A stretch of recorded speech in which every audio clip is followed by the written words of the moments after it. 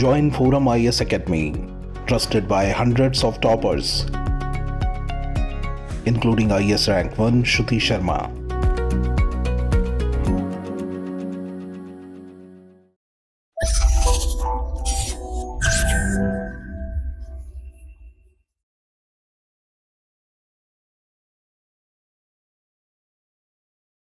Hello students, मेरा नाम प्रभात है और मैं फोरम आईएएस में मेंटर हूँ।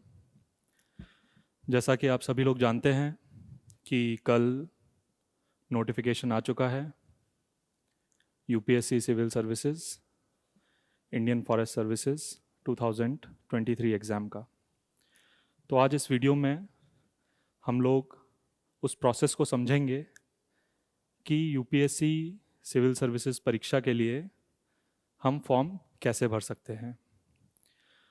ये चीज़ समझना इसलिए भी ज़रूरी है क्योंकि काफ़ी लोग इस प्रिपरेशन में एकदम नए हैं और यूपीएससी इस बार OTR वन टाइम रजिस्ट्रेशन का एक नया फीचर लेकर आई है। तो शुरू करते हैं। सबसे पहले आपको यूपीएससी की वेबसाइट पर जाना होगा, upsc.gov.in। अगर इस साइट पर आप जाएंगे तो यहाँ पर one time registration for examination ये एक आपको टैब मिलेगा। इस टैब पर जाने से पहले कुछ और बेसिक चीज़ें हैं that I would like to discuss with you, right, कि कौन कौन लोग हैं जो एलिजिबल हैं इस एग्ज़ाम को देने के लिए। तो सबसे पहले एक बेसिक एलिजिबिलिटी की बात कर लेते हैं। यूपीएससी की गाइडलाइंस के हिसाब से अगर आप ग्रेजुएट हैं फ्रॉम एनी सेंट्रल यूनिवर्सिटी और एनी स्टेट यूनिवर्सिटी तो आप यूपीएससी सिविल सर्विसेज एग्ज़ाम को देने के लिए एलिजिबल है। तो जो एलिजिबिलिटी क्राइटेरिया है इस एग्ज़ाम का वो बहुत बेसिक है। बेसिकली सिविल सर्विसेज एग्ज़ाम को देने के लिए ग्रेजुएशन डिग्री की रिक्वायरमेंट है। और अभी हम आगे देखेंगे जब हम नोटिफिकेशन पढ़ेंगे तो उसमें और भी बातें होंगी जो हम डिस्कस करेंगे, राइट। इसलिए अभी एक बार ये OTR की जो व्यवस्था है इसको देखते हैं। जब आप इसको यहाँ पर क्लिक करते हैं तो ये एक विंडो ओपन होगा। इस विंडो में अगर आप लेफ़्ट साइड में देखेंगे तो रजिस्ट्रेशन, ऑलरेडी रजिस्टर्ड, वेरिफिकेशन और डैशबोर्ड, ये 4 आपको टैब्स मिलेंगे। बेसिकली जिन लोगों ने रजिस्ट्रेशन अभी तक नहीं किया है उनको यहाँ पर ध्यान देना है, न्यू रजिस्ट्रेशन, राइट। आपको एक नया रजिस्ट्रेशन करना होगा। तो नया रजिस्ट्रेशन करने के लिए इस टैब पर हम क्लिक करते हैं। तो इस टैब पर क्लिक करने के बाद ये एक पेज खुलेगा जो कि है provide your basic information under one time registration. तो यहाँ पर कुछ बेसिक इंफॉर्मेशन है जो यूपीएससी ने पूछा है। इसको हमने एक ऑलरेडी फिल्ड फॉर्मेट में रखा हुआ है। जैसे कि यहाँ पर सबसे पहले आपको अपना नाम डालना है। अब यहाँ पर एक बहुत इम्पॉर्टेंट चीज़ है जिसका ध्यान रखना होगा कि इस नाम की जो स्पेलिंग होनी चाहिए वो स्पेलिंग वही होनी चाहिए जो आपके 10th क्लास की मार्कशीट में प्रेजेंट है। अगर आप यहाँ देखेंगे तो ये यूपीएससी ने भी लिखा है नाम के आगे एज पर क्लास 10th। तो अपना नाम डालने से पहले अपने क्लास 10th की मार्कशीट को खोलें और एग्जैक्टली जो स्पेलिंग आपके नाम की वहाँ लिखी हुई है उसी को यहाँ पर हम एंटर करेंगे। इसके नीचे अगर हम जाएंगे तो आपको अपने नाम को वेरीफाई भी करना होगा, मतलब हमारे नाम को दोबारा से लिखना है। ये यूपीएससी करती है ताकि किसी भी तरीके का कोई स्पेलिंग एरर की गुंजाइश ना रह जाए, राइट। चलिए आगे बढ़ते हैं। इसके बाद फुल नेम यूपीएससी ने पूछा हुआ है। आप सोच रहे होंगे कि यूपीएससी 3 बार नाम क्यों लिखवा रही है। पहले एक बार नाम लिखवाया, उसके बाद वेरिफिकेशन किया उस नाम का, अब फुल नेम। इसके पीछे रीज़न ये है कि कभी कभी कुछ स्टूडेंट्स का जो नाम होता है वो 30 कैरेक्टर के ऊपर होता है। तो मान लीजिए किसी का नाम 30 कैरेक्टर के ऊपर है तो इन 2 टैब्स में आपको अपने नाम का एब्रीवेटेड वर्जन लिखना होगा और पूरा नाम आपको यहाँ पर लिखना है, राइट। लेकिन मोस्टली स्टूडेंट्स का नाम 30 अल्फ़ाबेट के नीचे ही होता है, तो इन तीनों टैब्स में आपका नाम एक जैसा ही आएगा। अभी इसके बाद आपको अपना जेंडर बताना है और फिर उस जेंडर को वेरीफाई करना है।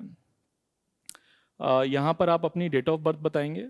तो डेट ऑफ बर्थ के लिए ये एक नॉर्मल फॉर्मेट है।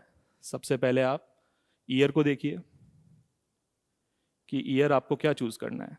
अब जब हम ईयर की बात कर रहे हैं तो हम एक बात और कर लेते हैं यहाँ पर कि एज एलिजिबिलिटी यूपीएससी एग्ज़ाम्स में क्या है। तो देखिए, मिनिमम एज जो है वो 21 है और जो मैक्सिमम एज है वो 32 है जनरल कैटेगरी स्टूडेंट्स के लिए, राइट। और बाकी स्पेसिफिक कैटेगरीज में एज एग्जेम्पशंस प्रोवाइडेड है। तो अगर हम जनरल कैटेगरी स्टूडेंट्स की यहाँ पर बात करेंगे तो बेसिकली उनका 1991 से 2002 के बीच में आप अपनी एज को चुन सकते हैं, जो भी आपकी एज होगी एलिजिबिलिटी के हिसाब से। जो आपका डेट ऑफ बर्थ है उसको आप डालेंगे यहाँ, तो ये ऑलरेडी फिल्ड है। इसके बाद आप यहाँ पर मंथ चूज़ करेंगे और वो करने के बाद में आप डेट चूज़ करेंगे, राइट। नेक्स्ट स्टेप में सेम चीज़ को दोबारा से करना है। ये अगेन वेरिफिकेशन के लिए यूपीएससी ने दिया है। ये वेरीफाई करने के बाद आपको अपने फादर का नाम डालना है। अगेन फादर के नाम में भी स्पेलिंग आपको वही डालनी होगी जो आपके 10th की मार्कशीट में डली हुई है। अगर मान लीजिए कोई गलती हो जाती है तो इससे थोड़े कॉम्प्लिकेशंस बाद में आते हैं, तो इसलिए वही स्पेलिंग डालिए जो 10th की मार्कशीट में पड़ी हुई है। यहाँ पर स्पेशली जो बिगनर्स हैं उनको बहुत ध्यान देना है, स्पेलिंग मिस्टेक नहीं करनी है, अपने नाम में भी नहीं, फादर के नाम में भी नहीं और मदर के नाम में भी नहीं। देखिए, फिर फादर के नाम को वेरीफाई किया है। इसके बाद मदर का नाम है, मदर के नाम को वेरीफाई किया है। इसके बाद आपको माइनॉरिटी स्टेटस अपना बताना है, येस या नो। इसके बाद आपको अपना मोबाइल नंबर बताना है। मोबाइल नंबर के बाद एक ऑल्टरनेटिव मोबाइल नंबर भी बताना है। अब ये ऑल्टरनेटिव मोबाइल नंबर बताना मैंडेटरी नहीं है, जैसा आप देख रहे हैं कि यहाँ पर एस्ट्रिक मार्क नहीं लगा हुआ है। तो ये आपकी मर्जी है, आप बताना चाहते हैं या आप नहीं बताना चाहते हैं, right. Email ID, again email ID और मोबाइल नंबर दोनों को बहुत ध्यान से भरें। वजह ये है कि ये फॉर्म फिल होने के बाद एक वेरिफिकेशन कोड आएगा आपके पास, ओटीपी कोड। वो एक कोड आपके ईमेल पर आएगा और एक कोड आपके मोबाइल नंबर पर आएगा, और ये दोनों कोड से वेरिफिकेशन होगा, और जब ये सक्सेसफुल हो जाएगा तभी आपका ओटीआर रजिस्ट्रेशन होगा, राइट। इसका ये मतलब है, it means that you need to fill both your mobile number as well as your email ID very cautiously. There is no scope for any mistake in that. इसके बाद आपको अपने class 10th board का roll number है जो बताना है, जो आपकी मार्कशीट पर लिखा होगा। इसके बाद यूपीएससी ने 2 सिक्योरिटी क्वेश्चंस पूछे हैं। ये बेसिकली अकाउंट रिट्रीवल के लिए होते हैं, तो आप कोई भी एक क्वेश्चन चुन सकते हैं, जैसे आपका फेवरेट सब्जेक्ट क्या है, आपका चाइल्डहुड नाम क्या है, what is your favourite colour, what is your favourite dish. कुछ ऐसा चूज़ करिए जो आपको याद रहे कि आपने भरा था, राइट। मतलब बहुत कंसिस्टेंट चीज़ होनी चाहिए वो। जैसे अगर कोई प्लेयर है, मान लीजिए प्लेयर बदलते रहते हैं, आज कोई प्लेयर फेवरेट है, कल को कोई हो जाएगा, लेकिन चाइल्डहुड नाम है जिसे यूज़ किया जा सकता है, इन विच सिटी और विलेज यू आर बॉर्न, या आपकी मदर का बर्थ प्लेस क्या है। All these questions are good because they are mostly permanent. इसी तरह आपको एक सेकंड क्वेश्चन भी चूज़ करना होगा, और सेकंड क्वेश्चन चूज़ करने के बाद ये आपको कैप्चा कोड भर के सबमिट करना होगा। आप जब ये सबमिट कर देंगे, इसके बाद जो नेक्स्ट विंडो खुलेगी उसमें 2 OTP सेंड किए जाएंगे। आपके मोबाइल पर एक OTP सेंड होगा और आपके ईमेल अकाउंट पर एक OTP सेंड होगा। उनको वेरीफाई करने के बाद में आपका वन टाइम रजिस्ट्रेशन कंप्लीट माना जाएगा। वन टाइम रजिस्ट्रेशन कंप्लीट का मतलब ये आपके पास एक मेल में भी आ जाएगा कि आपका OTR रजिस्ट्रेशन कंप्लीट हो चुका है और आपको एक OTR ID दे दी जाएगी। ठीक है, अब चलते हैं वापस वन टाइम रजिस्ट्रेशन टैब पर। इसको जब हमने पिछली बार क्लिक किया था तो हम न्यू रजिस्ट्रेशन जो है हमने यहाँ पर इसको क्लिक करके अपना रजिस्ट्रेशन किया था, लेकिन अब हमारा रजिस्ट्रेशन हो गया है। तो अब जब हमारा रजिस्ट्रेशन हो गया है तो यहाँ पर आप अपना ईमेल आईडी भी भर सकते हैं या मोबाइल नंबर का यूज़ भी कर सकते हैं, और इसके बाद आपको गेट OTP ये टैब क्लिक करना होगा। जैसे ही ये टैब क्लिक करेंगे तो जैसे अगर आप ईमेल आईडी चूज़ करते हैं तो आपके ईमेल आईडी पर एक OTP आएगा, अगर आप अपना मोबाइल नंबर चूज़ करते हैं तो आपके मोबाइल नंबर पर एक OTP आएगा, और उस OTP के साथ आपको ये वेरिफिकेशन कोड है ये भरकर लॉगिन करना होगा। ये लॉगिन करने के बाद आप इस डैशबोर्ड पर पहुंच जाएंगे। Candidates are advised to go through the instruction carefully before filling up application form. Mandatory fields are marked with asterisk sign. जिस जिस फील्ड में आपको ये एस्ट्रिक साइन मिलेगा इट मीन्स कि वो मैंडेटरी है। ऑनलाइन एप्लीकेशन आप केवल और केवल इंग्लिश लैंग्वेज में फिल कर सकते हैं। ऑनलाइन एप्लीकेशन दो पार्ट्स में है, part 1 and part 2। Candidate must press I agree button after he or she finds that information supplied by him or her is in order। इसका ये मतलब होगा कि जब आपका फॉर्म फिल हो जाएगा लास्ट में एक ये आई एग्री वाला बटन आएगा, इसको आपको क्लिक ज़रूर करना है। और ये कुछ फोटोग्राफ्स वगैरह के लिए ये स्पेसिफिकेशंस हैं, इसको हम लोग देखेंगे। Upload your photo identity card document in PDF format only. इस चीज़ को भी ध्यान रखना है कि जो भी आप अपना photo identity card document upload करेंगे, जो आपका आधार कार्ड हो सकता है या ड्राइविंग लाइसेंस हो सकता है, उसको PDF फॉर्मेट में ही अपलोड करना है। अभी हम देखते हैं लेटेस्ट नोटिफिकेशन। तो latest notification 2023 civil services and Indian forest services exams की आ चुकी है। तो ये नोटिफिकेशन पर एक बार नज़र डाल लेते रहें। देखिए कब से कब तक के लिए विंडो है।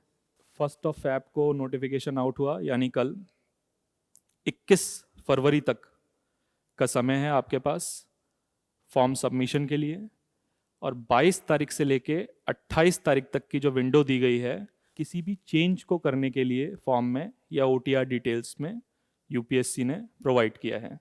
तो फॉर्म को सबमिट आपको 21 तारीख शाम 6 बजे से पहले करना होगा। जैसा कि यहाँ पढ़ सकते हैं मॉडिफिकेशन इन एप्लीकेशन फॉर्म, ये 22 फैब से 28 फैब के बीच में मॉडिफिकेशन किया जा सकता है। Last date 21 Feb 6 PM। ये UPSC ने अपने फैसिलिटेशन काउंटर्स के नंबर दे रखे हैं किसी भी तरह के गाइडेंस के लिए। ये सर्विसेज की लिस्ट है। एक बहुत इम्पॉर्टेंट बात कि इस बार जो वैकेंसीज़ हैं वो 1105 वैकेंसीज इस बार आई हैं। तो ये एक अच्छा नंबर है। अगर हम पिछले 5 साल की बात करें तो it is one of the highest vacancies in UPSC civil services exam.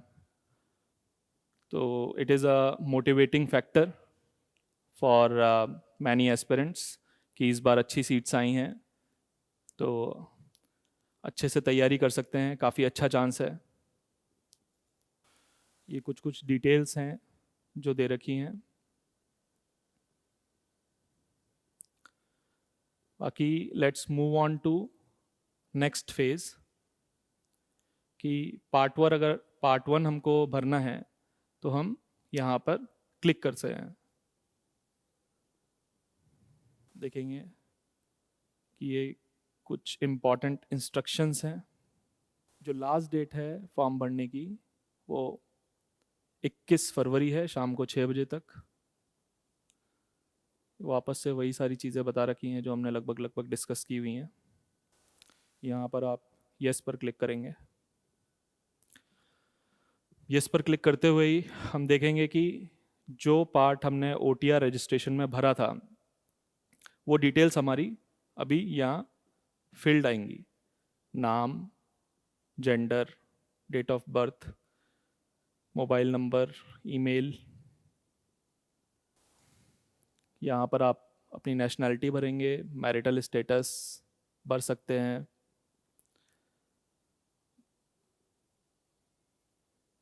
यहाँ आपको अपनी कम्युनिटी, आप कम्युनिटी में अगर आप जर्नल कैंडिडेट हैं जर्नल भरेंगे, बाकी अपनी अपनी कैटेगरी के हिसाब से आपको इसे फिल करना होगा। Education qualification.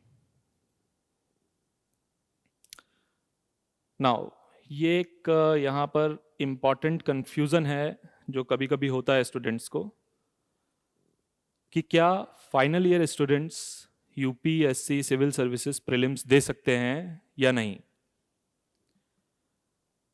Final year students UPSC civil services prelims दे सकते हैं, उनको यहाँ पर भरना होगा अपीयरिंग। लेकिन मेंस एग्जाम के टाइम पर जब आप डैफ भरेंगे तो उस टाइम तक आपके पास अपनी प्रोविजनल डिग्री और फाइनल ईयर की मार्कशीट होनी चाहिए। This is the condition, right. तो यहाँ पर आप ऑलरेडी पास भरेंगे और यहाँ आपको अपनी डिग्री चुननी है। इंजीनियरिंग अगर आपने की है, अगर आपको यहाँ पर नहीं मिलता है, आपने क्या किया है, जैसे बहुत सारे स्टूडेंट्स का ये क्वेश्चन है कि हमने BA किया है, तो अगर हमने BA किया है तो यहाँ पर हम क्या चूज़ करेंगे। अगर आपने BA किया है तो आप यहाँ पर अदर्स चूज कर सकते हैं, right. For which examination you would like to be considered. Civil services. अब देखिए यहाँ पर सिविल सर्विसेज आ चुका है। अब मैं यहाँ पर आपको एक डिटेल और बताऊंगा कि अगर आपने मान लीजिए यहाँ डिग्री इन इंजीनियरिंग चुना होता तो यहाँ पर civil services, Indian forest services and civil services and Indian forest services, ये 3 ऑप्शंस आपके सामने होते। थोड़ा सा यहाँ पर बात कर लेते हैं इंडियन फॉरेस्ट सर्विस की एलिजिबिलिटी के बारे में। इंडियन फॉरेस्ट सर्विसेज के लिए दोज स्टूडेंट्स आर एलिजिबल या तो जिन्होंने BTech किया है, मतलब इंजीनियरिंग डिग्री है उनके पास, या उन्होंने बैचलर्स किया है और उनका एक पर्टिकुलर सब्जेक्ट इन सब्जेक्ट्स में से एक रहा है, जैसे animal husbandry, botany, chemistry, geology, mathematics, statistics, physics, zoology, agriculture, forestry, right.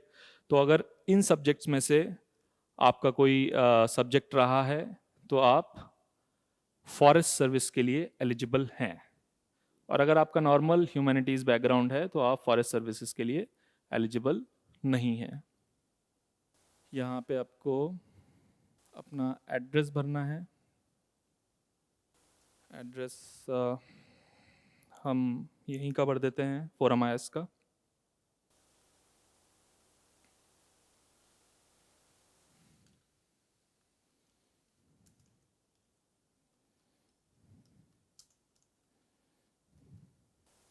यहाँ आप स्टेट चुन सकते हैं,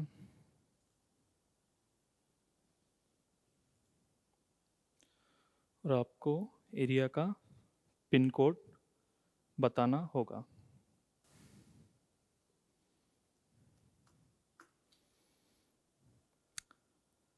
तो हमने ये एड्रेस भर दिया है। अब हम कंटिन्यू पर क्लिक करते हैं। Claiming for any age relaxation, no.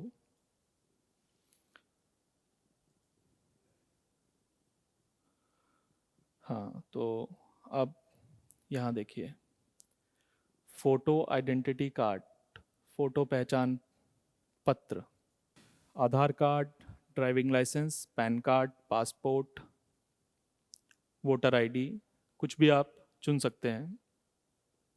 जैसे मान लीजिए हमने ड्राइविंग लाइसेंस चुना, राइट। आपको फ़ोटो आइडेंटिटी कार्ड का नंबर भी बताना होगा, तो मैं एक रैंडम नंबर डालने की कोशिश करता हूँ।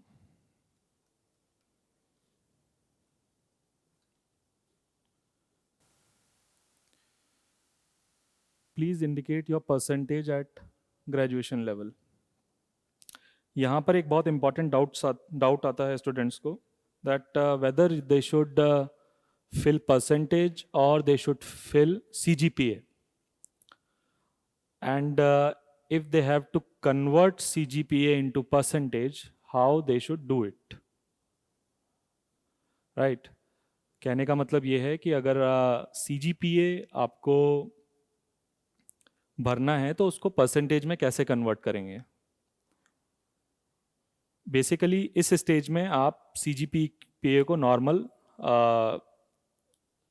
मान लीजिए आपका 7.5 CGPA है, तो आप उसको 75% डाल सकते हैं, राइट। ये वेरिफिकेशन जब लास्ट टाइम पर होगा, मेंस के टाइम पर, तब इस चीज़ को करेक्ट किया जा सकता है।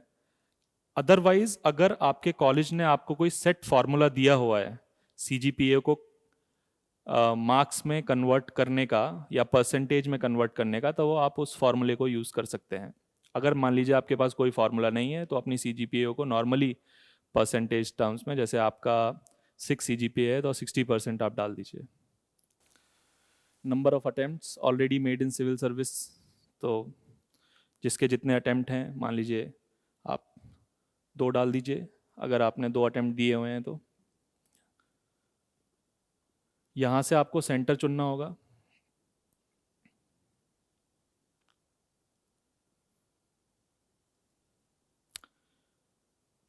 पेपर 1 to 5 के लिए लैंग्वेज, तो मोस्टली लोग यहाँ पर इंग्लिश का चुनाव करते हैं। अगर आप हिंदी मीडियम से हैं या अपने रीजनल मीडियम से हैं, तो आप उसके हिसाब से यहाँ पे लैंग्वेज चुन सकते हैं। ऑप्शनल सब्जेक्ट, देखिए ऑप्शनल सब्जेक्ट यहाँ पर चुनना है।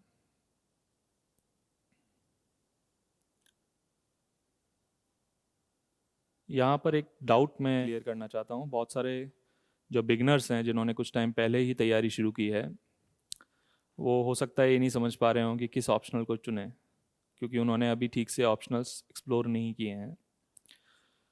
तो आपको ये डिसीजन लेना होगा कि आपको क्या ऑप्शनल चुनना है। थोड़ा सा 2-3 ऑप्शनल्स अपने दिमाग में रखिए, थोड़ा कंपैरिजन करिए उनके बीच में। कुछ बेसिक सोर्सेज हैं जिसको रेफ़र भी कर सकते हैं, और आपका जो भी पीयर ग्रुप है उसमें जिसने उस ऑप्शनल को ले रखा है, मेंस दे रखा है, उन लोगों से बात कीजिए और फिर आप उस ऑप्शनल को जो भी आपको लेना है उसको चुन लीजिए, ठीक है। अब ऑप्शनल के लिए आपको यहाँ पर लैंग्वेज,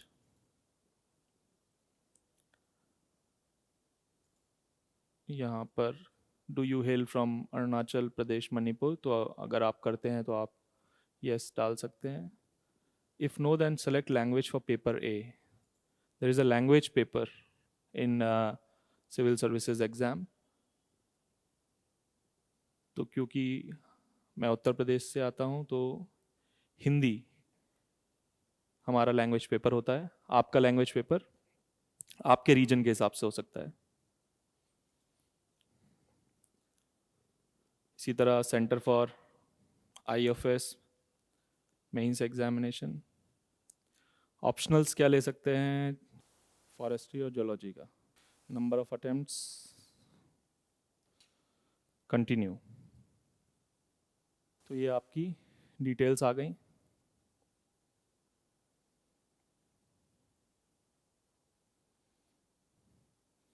अगर आपको कोई अपडेट करना है तो इस बटन को दबाकर कर सकते हैं, अदरवाइज आई एग्री। और उससे पहले हमको ये कोड भरना होगा।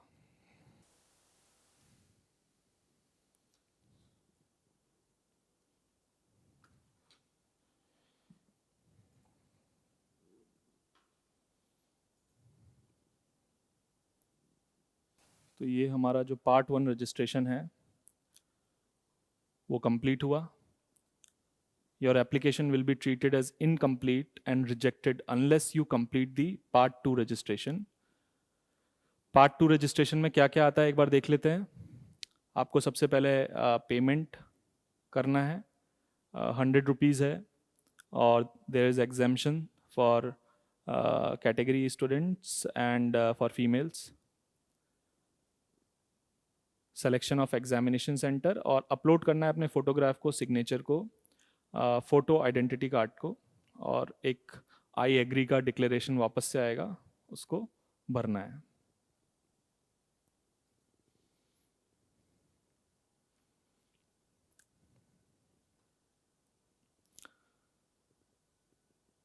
तो ये है, आप इसको सेव कर सकते हैं फ्यूचर रेफरेंस के लिए.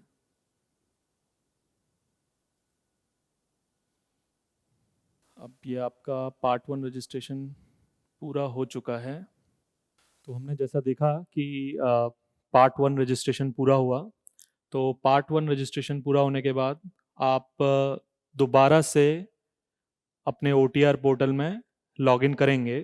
तो इसके बाद ये डैशबोर्ड दोबारा ओपन होगा और इस डैशबोर्ड में लेटेस्ट नोटिफिकेशन पर जाएंगे तो आप ये देखेंगे कि पार्ट 1 रजिस्ट्रेशन आपका हो चुका है और पार्ट 2 रजिस्ट्रेशन में क्रॉस क्रॉस क्रॉस करके आ रहा है. तो यहाँ पर मैं आपको बता देता हूँ कि आपको बेसिकली सबसे पहले फीस पे करना है. अगर आप एलिजिबिलिटी में आते हैं फीस पे करने की, तो फीस 2 तरीके से पे किया जा सकता है, ऑफलाइन SBI ब्रांच और ऑनलाइन. तो SBI के लिए पूरा प्रोसीजर यहाँ पर है. ऑफलाइन कैसे करना है, एक चालान होता है जो यहाँ से कटता है और अगले दिन आपको SBI की ब्रांच में जाकर वो स्लिप दिखाकर पैसे जमा करने होते हैं. लेकिन मोस्टली आजकल सारे एस्पिरेंट ऑनलाइन फीस पेमेंट करते हैं. तो ऑनलाइन आप internet banking, credit card, debit card, UPI किसी भी तरीके से फ़ी को पे कर सकते हैं. ये फ़ी पेमेंट करने के बाद में जो नेक्स्ट आएगा आपका वो होगा photo sign and photo identity card upload. तो देखिए यहाँ पर जैसा हमने पहले बताया था कि ये जो फ़ोटो आइडेंटिटी कार्ड अपलोड होगा ये PDF फॉर्मेट में होता है और फ़ोटो और साइन का एक पर्टिकुलर साइज़ होता है. वो साइज़ आपको नोटिफिकेशन में मिल जाएगा और इस पेज पर भी जाएंगे तो मिलेगा. तो यहाँ प्रॉब्लम ये आती है कि जो हमारे फोटोज़ हैं, the photos that we have may not be of the similar size. So what you can do is you can use the paint software that is there in your computer to change the pixels of the pictures. तो paint में जाकर आप pixels change करेंगे तो resize हो जाता है कोई भी फोटोग्राफ. अगर मान लीजिए आप नहीं आता है, आपको पेंट भी नहीं आता है, तो आप किसी भी फोटोकॉपी की शॉप पर जाएं और उनको बता दें कि ये साइज़ का स्पेसिफिकेशन है और वो आपको करके दे देंगे. तो यहाँ पर आप ये अपलोड करेंगे. अपलोड करने के बाद सेंटर सिलेक्शन करेंगे और एग्री करेंगे डिक्लेरेशन को. इस पर आपका पूरा फॉर्म भर जाएगा. फॉर्म जैसे ही आपका पूरा कंप्लीट होगा तो तुरंत आपके पास एक मेल आएगा और मोबाइल पर मैसेज भी आएगा कि आपका जो फॉर्म है वो फाइनल सबमिशन उसका हो चुका है. राइट. कुछ और सवाल हैं वीडियो फिनिश करने से पहले जो मैं डिस्कस करना चाहता हूँ. कुछ स्टूडेंट्स की एक क्वेरी है कि अगर उन्होंने 10th NIOS से पास किया है, ओपन स्कूल से पास किया है, तो क्या वो एलिजिबल हैं? हाँ, बिल्कुल एलिजिबल हैं. जो मेन एलिजिबिलिटी क्राइटेरिया है UPSC का वो है ग्रेजुएशन डिग्री. आपके पास ग्रेजुएशन डिग्री होनी चाहिए. You should be a graduate. ठीक है. तो ये एक क्वेरी है जो कुछ स्टूडेंट्स पूछते हैं. दूसरी क्वेरी आती है CGPA से रिलेटेड.